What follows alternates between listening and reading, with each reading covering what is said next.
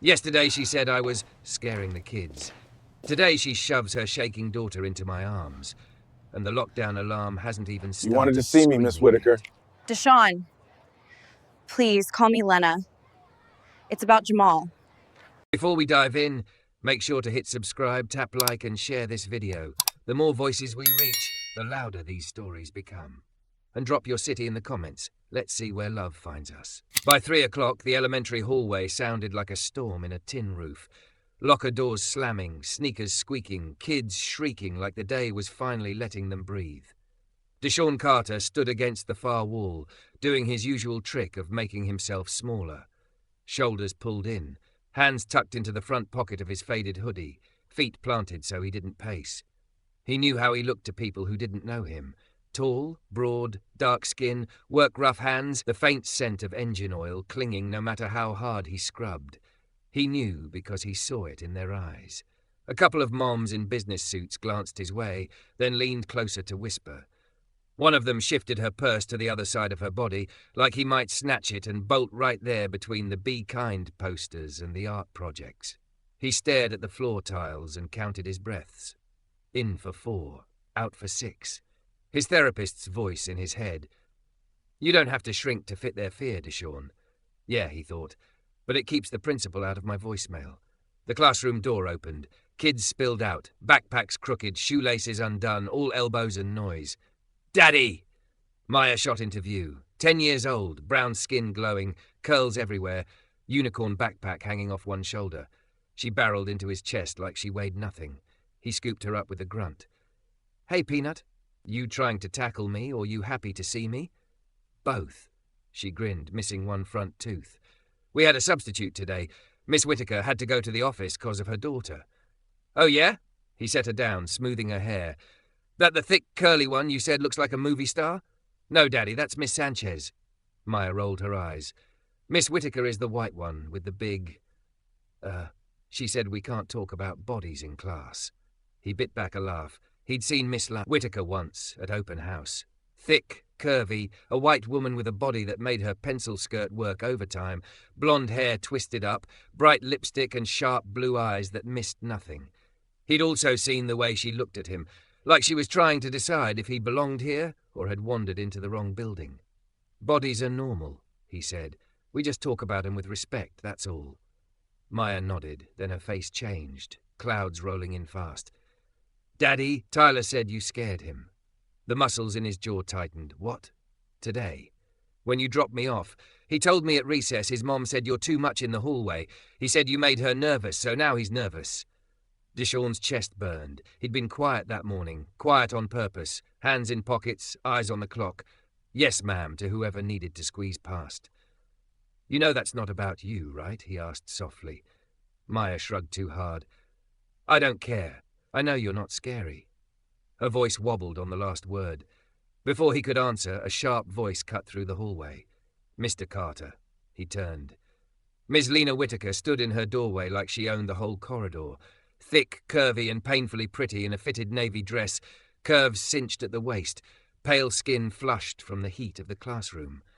A cascade of blonde hair had escaped her clip, and she smoothed it back with a tight, impatient swipe.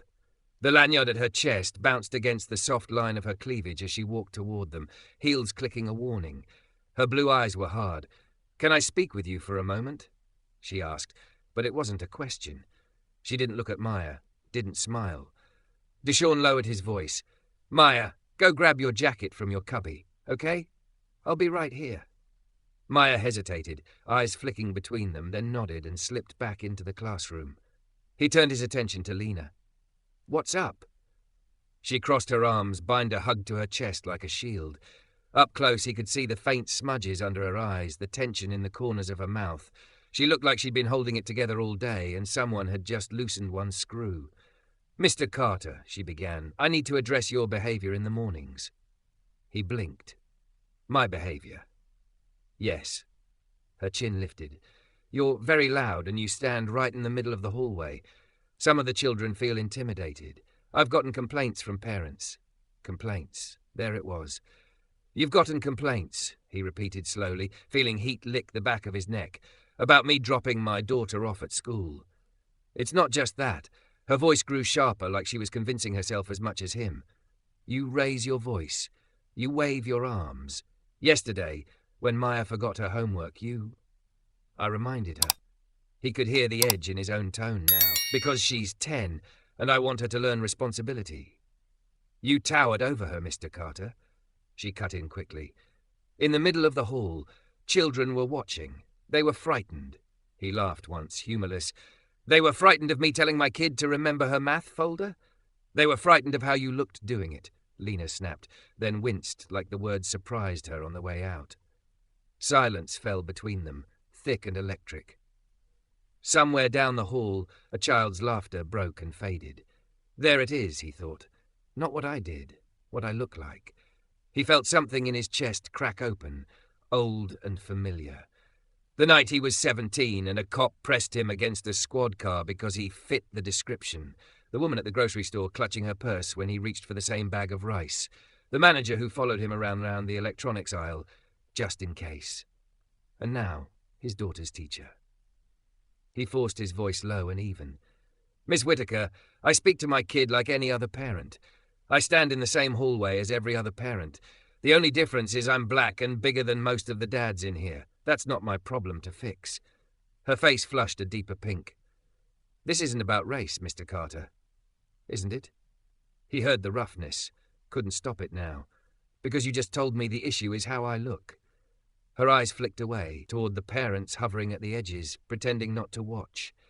He saw it hit her, the sudden awareness that this conversation was not as private as she'd planned. She straightened. Regardless, I have a responsibility to keep my students feeling safe. I'm asking you to keep your voice down, to be more mindful of your presence in the mornings.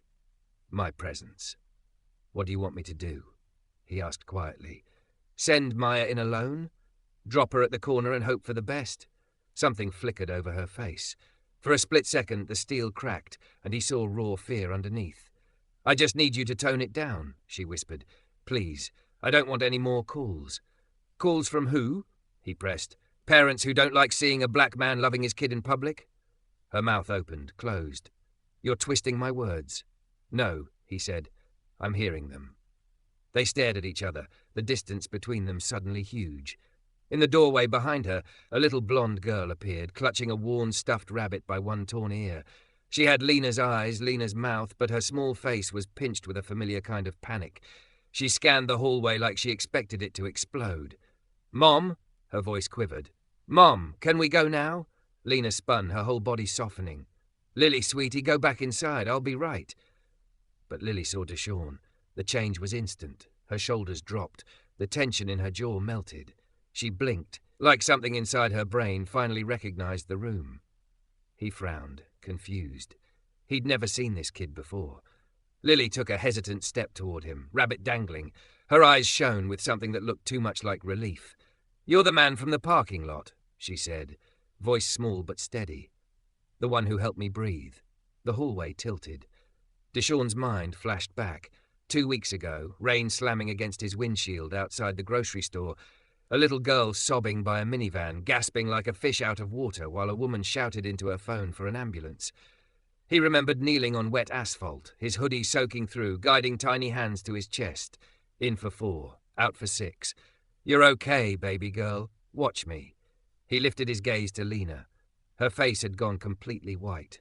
All the color, all the righteous indignation washed clean away. She looked from her daughter to him, and in her eyes he finally saw it. The recognition, the shame, the horrible dawning of something she hadn't been ready to name. Lily walked straight past her mother's reaching hand and planted herself beside Deshawn like it was the most natural thing in the world. Her small fingers brushed his knuckles, light as a bird. Can you show me how to breathe again? She whispered. It feels too loud in here. Every adult in the hallway seemed to freeze. Lena's throat worked. Lily, come here. That's not. But the little girl shook her head hard, eyes never leaving Deshawn's. I only feel safe when he does it, Lily said, when he counts with me. Deshawn felt everybody watching, the parents, the kids, the staff, felt their assumptions hang in the air like smoke. He met Lena Whitaker's eyes over her daughter's head, and for the first time she looked genuinely afraid. Not of him, of herself. The spell of the hallway broke when the principal's door opened. "Is there a problem out here?" Ms. Gomez's voice cut through the murmurs. She was small and round, grey streaks in her dark hair, cardigan slipping off one shoulder, but the whole school moved when she spoke. Lena jerked like she'd been caught doing something wrong. Deshawn felt Lily's small hand still resting against his. He forced his fingers to relax, let her feel steady, not the storm in his chest. "Miss..." Gomez's gaze swept over them. The tense white teacher, the black father with his jaw clenched, the blonde girl pressed against his side, rabbit dangling. Understanding flickered in her eyes, quick as lightning. "Mr. Carter, Miss Whitaker, my office, please." Her tone made it sound less like an invitation and more like gravity.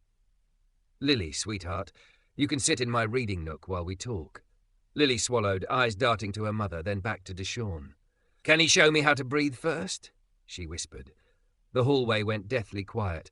Miss Gomez sighed like she'd seen 100 years of this in 1 second. 2 minutes, she said gently. "Inside. Then we talk."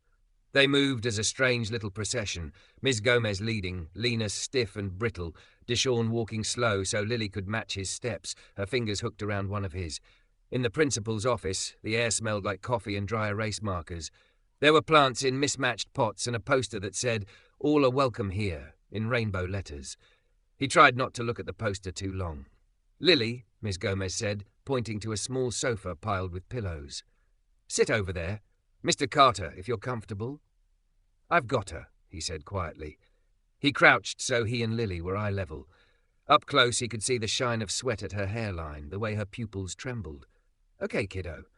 He put a hand flat on his own chest, fingers spread, made sure she could see. "Remember what we did in the parking lot?" She nodded, rabbit fur crushed in her fist. "In for 4, he said. "Ready? 1, 2, 3. Fold it. Now out for 6. 1, 2, 3, 4, 5, 6.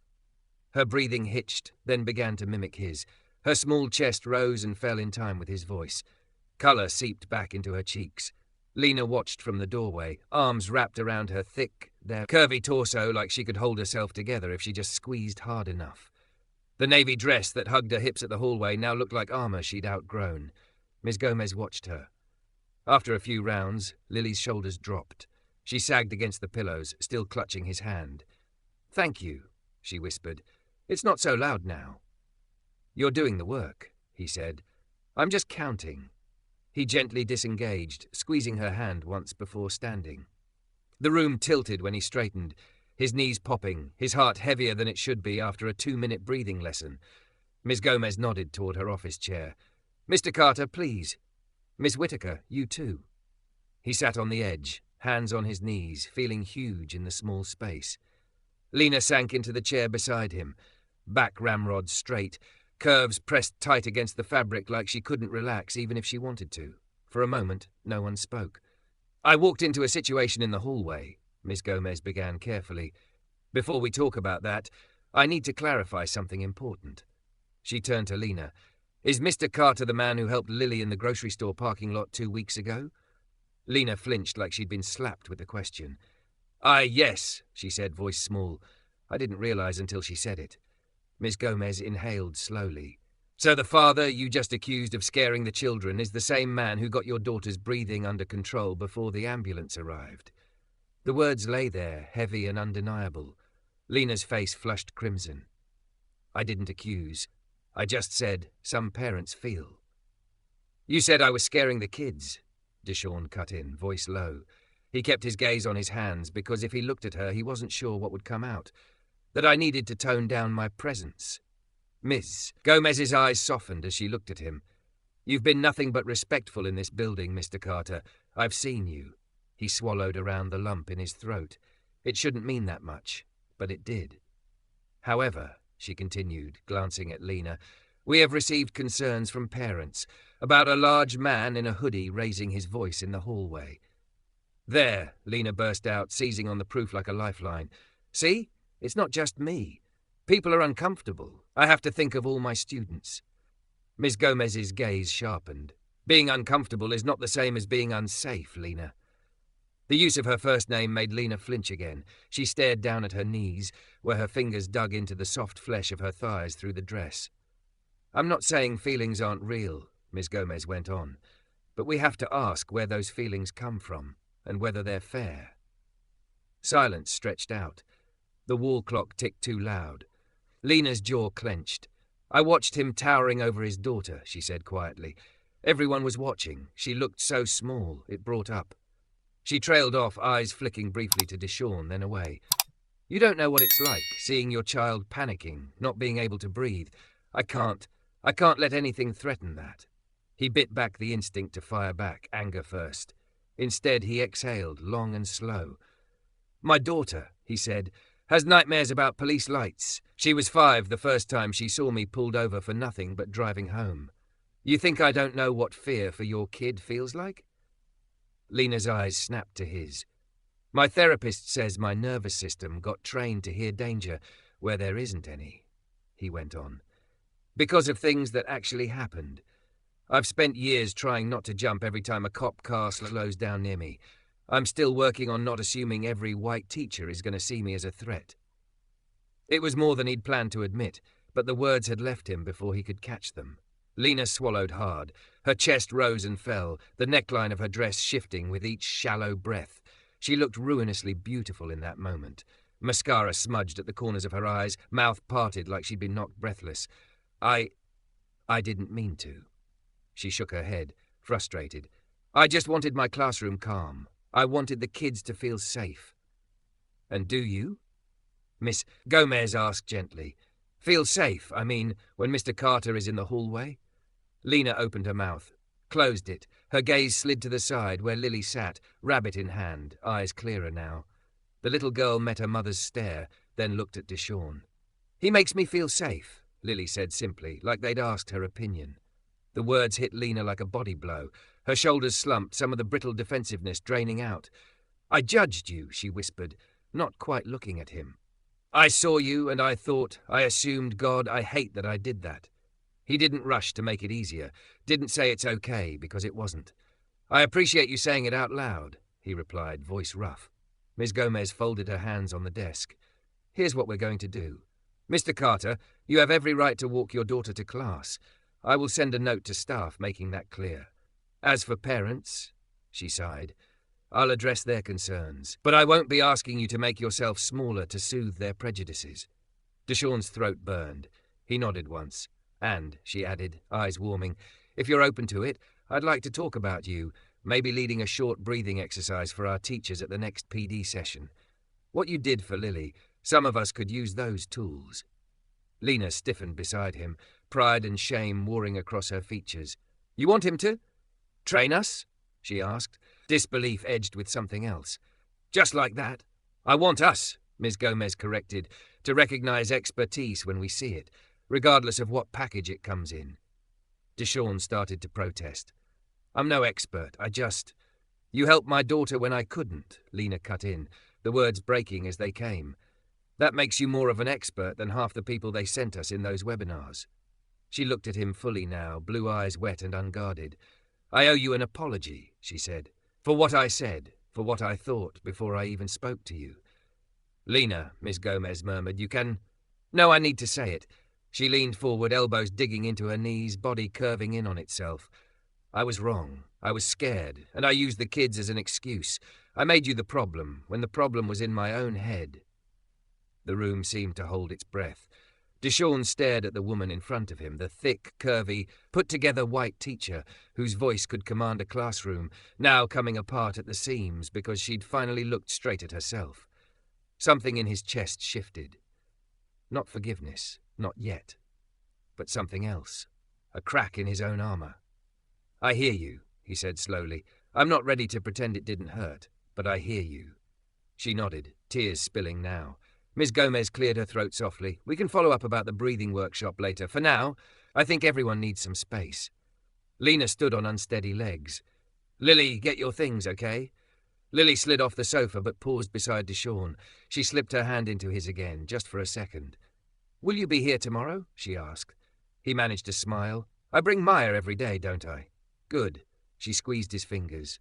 'Cause sometimes it gets loud again. He watched them leave. the curvy outline of Lena's body tight with shame and something like resolve, her daughter at her side clutching a rabbit, and a brand new sense of where safety lived. When the door closed, Miss Gomez let out a long breath. "You okay?" she asked him softly. He looked at his hands, at the faint grease line he hadn't scrubbed off, at the way they'd just steadied a child who wasn't his, right in front of her mother's broken pride. "No," he admitted, "but maybe we're headed towards something better than okay." Miss Gomez smiled sadly. "Sometimes," she said, "that's the only direction we get." Outside the office window, he could see the hallway again, parents filtering out, kids bouncing, the same world that had just tried to shrink him, now waiting to see what he'd do next. He had no idea that tomorrow morning, in front of half the school, that same thick, curvy teacher would cling to his arm with white-knuckled fingers and beg him, in a shaking whisper, not to leave her daughter's side. The next morning, Deshawn almost didn't come inside. He sat in his truck in the school parking lot, engine idling, Maya swinging her legs in the passenger seat. Sunlight bounced off minivans and SUVs, turning the windshields into blind mirrors. His grip on the steering wheel had his knuckles pale. "You're doing that thing," Maya said, eyeing him. "What thing?" He forced a smile. "The thing where you stare like you're watching a scary movie, but on the inside." She nudged him with her elbow. "We're going to be late, Daddy." He exhaled, long and slow. "Yeah." He'd barely slept. The conversation in Miss Gomez's office looped in his head, tangled up with the image of Lena's face when she realized who he was. He kept hearing her daughter's voice. "I only feel safe when he does it. Safe. Around him." He killed the engine. "Okay. Let's go." As they walked toward the building, Maya slipped her hand into his. He noticed, not for the first time, how her fingers didn't flinch at his size, his calluses, the leftover grease no soap ever seemed to completely erase. Inside, the hallway buzzed with a weird kind of energy. Parents lingered longer than usual, voices low. Teachers moved faster, shepherding kids into classrooms. "What's going on?" Maya whispered. Deshawn spotted Miss Gomez by the office, talking to a police officer in a community liaison uniform. His chest tightened involuntarily. "Miss..."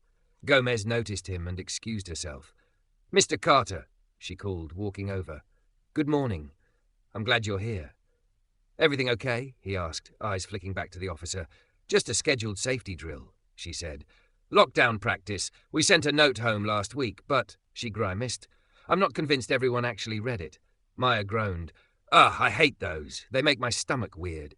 "They make a lot of kids' stomachs weird," Miss Gomez said gently. "We try to make them as calm as possible, but..."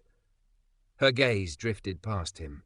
He turned to see Lena at the far end of the hall, thick blonde hair loose around her shoulders today, navy dress replaced by a soft cream sweater and a pencil skirt that hugged her hips. She looked less like a statue and more like a person, if a very nervous one. Lily hovered at her side, rabbit clutched, eyes wide and already too bright. "I need to talk to you before the drill," Lena said, walking toward them with quick, clicking steps. "Please." His instinct was to check the exit, map a way around this whole conversation, but Lily saw him and broke into a jog. "You came," she breathed, like she'd half expected him to disappear when she wasn't looking. "Morning, kiddo." He dropped into a crouch. "How's the noise in your head?" She pressed a palm to her chest and pulled in a shaky breath. "Loud," she admitted. "They said there's going to be a drill. I don't like when the doors lock and the lights go off. It's like my brain thinks we're all gonna..." She cut herself off, jaw trembling. Lena's hand fluttered helplessly near her daughter's shoulder, then fell. "I've tried everything," she said in a rush, voice low, as if confessing a crime. "Breathing apps, squeezing toys, counting tiles. She only calms down when it's you." "Lena," Miss Gomez began. "No." She shook her head, blonde hair shifting over her curves. "I know how it looks, okay? I stood in this hallway yesterday and told this man he was scaring my students. I know exactly what it looks like asking him this now." Her blue eyes locked on his, raw and terrified. "But she's my baby," she whispered, "and she trusts you. If you're here when the alarm goes off, if you could just stay, I'm begging you, please don't leave her." The words landed like a weight in his chest. Half the hallway had gone quiet. Parents who'd side-eyed him before now openly stared, watching the thick, curvy, white teacher clutch at the black dad's arm like he was a lifeline. Maya squeezed his hand, grounding him. "You don't have to." Miss Gomez said to him softly. This is more than anyone has the right to ask. He thought of 17-year-old him, cheek pressed to cold metal, a stranger's hand heavy on the back of his neck. Of all the times he'd been told he was the danger in the room, and of Lily's small fingers clutching his yesterday, the way her breathing had synced with his like their lungs had agreed on a truce. "I'll stay," he heard himself say, "if it's okay that Maya's with us too." Lily's gaze shot to Maya, then back to him. A tentative smile cracked through her fear. "I like her," she said. "She told Tyler my dad has better jokes than his TikTok." Maya smirked. "Facts." "Then it's settled," Ms. Gomez said, voice thick. "Lena, why don't you have Mr. Carter and Maya join your class for the drill?" Lena blinked. "In my room." "Unless you're worried about him. Scaring the kids," Ms. Gomez said mildly. The colour rose in Lena's cheeks, shame and defiance battling. She straightened her shoulders, curves shifting like she was settling into a new kind of posture. "No," she said, voice steady. "I'm worried about myself getting in the way of what my kids need. He comes in my room." She turned to Deshawn. "If you're willing," she added more quietly. He nodded once. "Lead the way, Miss Whitaker." The students were already buzzing with restless energy when they entered. 20 little bodies in various states of wiggling, eyes darting to the clock, the door, their teacher. The smell of crayons and hand sanitizer hung in the air. "This is my friend, Mr. Carter," Lena said, standing at the front. Her voice had that clear, carrying tone again, but there was a new note in it, something vulnerable threaded through the authority. "He's here to help us practice staying calm during the drill." A boy in the front row frowned. "My mom said he yells in the hallway." Lena flinched. The whole class seemed to hold its breath. Deshawn opened his mouth, ready to swallow it, make a joke, diffuse the tension. But Lena stepped forward. "Sometimes," she said softly, "adults are wrong, Oliver. Sometimes we see someone and our brains get scared, even when our hearts know better. That's called a bias. It's not fair, and yesterday I let mine talk louder than the truth." 20 pairs of eyes tracked her like this was the most important lesson of the year. "The truth is," she continued, "Mr. Carter helped keep my daughter safe when she was really scared. He knows more about calming down than anyone in this room, including me. So today we're going to listen to him, okay?" Deshawn stared at her, something unspooling slow in his chest. Lily tugged his sleeve. "Show them?" she whispered. He cleared his throat. "All right," he said, stepping up beside Lena. Standing there, he could feel the heat of her body, the slight tremble in her arm where it brushed his. "Here's the deal, team. Drills can feel fake and real at the same time. Your body doesn't always know the difference. That's not you being dramatic. That's your body trying to protect you." A girl in the back raised her hand. "My tummy feels like bees when the alarm goes." "Mine too," Maya volunteered. "Sometimes they turn into elephants." A ripple of giggles loosened the room. "That's where we trick the bees," Deshawn said. "We use our breath to tell them, 'Thanks for the warning, but we've got this.' Want to practice before the loud part starts?" They nodded, more eager now than anxious. He placed a hand on his chest. "In for 4. Everybody count in your head or whisper if you want. Then out for 6. Ready?" By the time the intercom crackled to life and the principal's voice announced the drill, the class had practiced 3 rounds. Lily's breathing had slowed. Lena's had too. The alarm blared, sudden and sharp. Lights clicked off. Shades pulled down. The room shifted shape. Bright, messy learning space turned shadowed hiding spot. Several kids jerked, little bodies tensing. "Okay," Lena whispered, moving among them, her curvy silhouette a steady presence. "Just like we practiced. Remember, this is pretend. We're just getting good at taking care of our bodies." Deshawn slid down the wall with Lily and Maya on either side, 3 silhouettes in a row. Little hands found his, one on each side. He became a bridge between their small, shaking worlds. "In for 4, he murmured, barely louder than the hum of the air vent. 1, 2, 3, 4. Out for 6. 1, 2, 3, 4, 5, 6. Lily leaned into his arm. After a moment, he felt another touch, lighter, hesitant. Lena's hand brushed his forearm as she lowered herself to the floor across from them, skirts tucked around her legs. Her eyes glowed faintly in the dim light from the hallway crack. She mouthed the counts with him. He kept going, voice low and steady, until the alarm cut off and Miss Gomez's voice came back on, praising them for a successful drill. Lights flicked up. Shades rolled. The room exhaled as one. "We did it," Oliver crowed. "That wasn't even that bad." "Because Mr. Carter tricked my bees," the girl in the back announced. Lily didn't let go of his sleeve even when the drill officially ended. Lena stood slowly, brushing dust from her skirt, then offered him a hand. "Thank you," she said quietly as he got to his feet. "I know those rooms don't feel great for you either." He shrugged. "You saw my shoulders near that cop in the hallway, huh?" Her mouth twisted into something like a smile. "I see more than I admit. Late, but I'm trying." The kids swarmed him then, questions tumbling over each other. "Can you teach my mom the breathing thing? Do you work at the hospital? Are you like a superhero?" He chuckled. "I change oil and rotate tires," he said, "but I can show your grown-ups how to do the counting if they want." When the last child finally filtered out for recess, the room fell quiet. Sunlight slanted across tiny desks, catching motes of chalk dust in the air. Lena leaned back against her desk, arms crossed under her chest, the soft knit of her sweater stretching. She looked tired and honest and dangerously human. "I keep thinking about yesterday," she said, "about how quick I was to make you the problem." He leaned against the opposite wall. "I've been the problem in a lot of rooms for a long time," he said. "At least, that's what people decided. But my daughter," her voice broke. "When she saw you in the hallway, it was the first time since the attack that she walked into this building without flinching at every sound. Do you get what that means to me?" He swallowed. "I think I do." They stood in the quiet, something thick and fragile between them.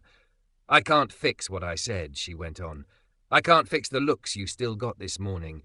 But I can make sure that when people ask who keeps my kids safe, your name is in that answer. Loudly." He huffed a laugh. "You're really going to get up at a staff meeting and tell them the big, scary dad in the hoodie is the one who taught you how to breathe?" Her eyes softened, heat and resolve in equal measure. "I'm going to tell them the man I misjudged is the one my daughter trusts most when the world feels like it's ending, and that we're damn lucky he still walks into this building." Something loosened in his chest then, a knot he hadn't realized was that tight. "You know," he said slowly, "Ms. Gomez mentioned doing a workshop. Maybe we could plan it together. You know how to talk teacher. I know how to talk panic." Her lips curved. "Are you asking me out on a professional collaboration, Mr. Carter?" "Don't get excited," he teased, a smile finally cracking through. "It's strictly business. Coffee shop, maybe a muffin. No slandering my hoodie." She laughed, a real, surprised sound that lit up her whole face. "No promises." He pushed off the wall, heading for the door. In the hallway, Maya's voice echoed, calling for him. "Hey, Deshawn," Lena said behind him. He looked back. "Yesterday I saw you as something my kids needed to be protected from," she said. "Today I watched my daughter breathe because of you. I don't know how long it'll take me to earn your trust, but I'm not going anywhere." He held her gaze, feeling the truth of it settle between them. "Neither am I," he said. And when he stepped back into the hallway, into the same world that had always measured his worth by its fear, he did it with his head a little higher, 2 little girls racing to his side, and the thick, curvy teacher who'd once accused him watching from her doorway like she was seeing him, finally, for who he really was.